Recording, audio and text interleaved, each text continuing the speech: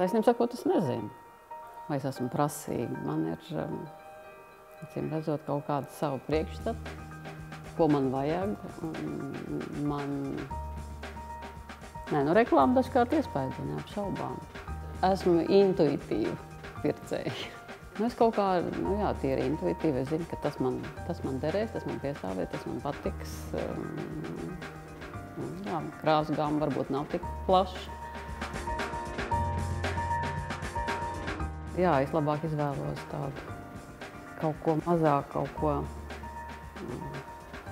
nu jā, to sauc par minimālismu. Nē, man arī ļoti, protams, neapšaubām patīk krāšņums un izdoma. Bet tam ir kaut kāda sava noteikta niša, sava vieta. Kad tas pāriet kaut kādā nekvalitatīvā veidā uz tādu zigdienu, uz tādu, jā, tas man šķiet bēdīgi. Es visbiežāk eju garām un saku, paldies Dievam, man neko nevajag. Vispār iepirkšanās ir diezgan nogurdinoša, smaga, laiku aizņemoša. Dažkārt ir tā, ka vienkārši tāds garstāvoklis, ka gribās kaut ko apskatīt.